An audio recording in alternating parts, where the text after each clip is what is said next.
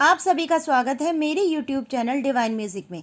आज मैं आपको बताऊंगी शीतला अष्टमी पर क्यों बासी भोजन का भोग लगाते हैं माता को, और मैं आपको उसकी पूजन विधि और महत्व भी बताऊंगी। आप सब ध्यान से सुनिएगा।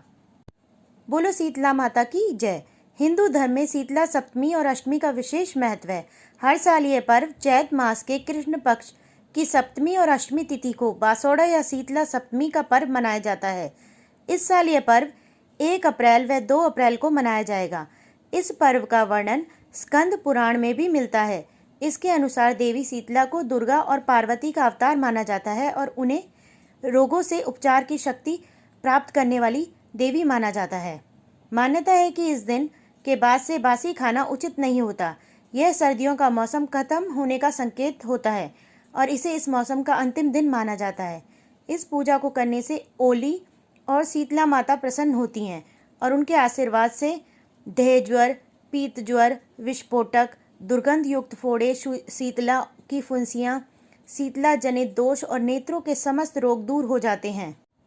अब मैं आपको बताऊंगी शीतला माता को ठंडा भोग क्यों लगाया जाता है।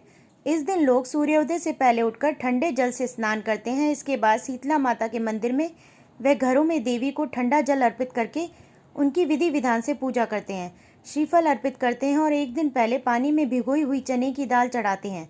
शीतला माता को ठंडे भोजन का भोग लगाते हैं, इसीलिए भोजन एक दिन पहले हलवा, पूरी, दही, बड़ा, पकौड़ी, पुए, रबड़ी आदि बनाकर रख लिया जाता है। अगले दिन सुबह महिलाएं इन चीज़ों का भोग शीतला माता को लगाकर परिवार की सुख समृद्धि की कामना करती हैं। इस दिन शीतला माता समेत घर के सदस्य भी बासी भोजन ही करते हैं। इसी वजह से इसे बासोड़ा पर्व भी कहा जाता है। कुछ घरों में मीठे चावल रात को ही बनाकर रख दिए जाते हैं और सुबह उनसे शीतला माता की पूजा की जाती है। शीतला सप्तमी की कथा सुनने के बाद महिलाएं घर के मुख्य प्रवेश द्वार के दोनों ओर से हल्दी के हाथ से 5-5 छापे लगाए जाते हैं। जो जल शीतला माता को अर्पित किया जाता है उसमें से थोड़ा सा बचाकर और उसे पूरे घर में छींटे देते हैं। इससे शीतला माता की कृपा बनी रहती है और रोगों से घर की सुरक्षा होती है।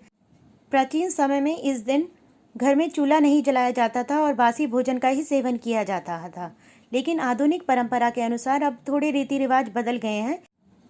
आप इसे अपने घर की परंपरा के अनुसार करें जैसे आपके घर में किया जाता है।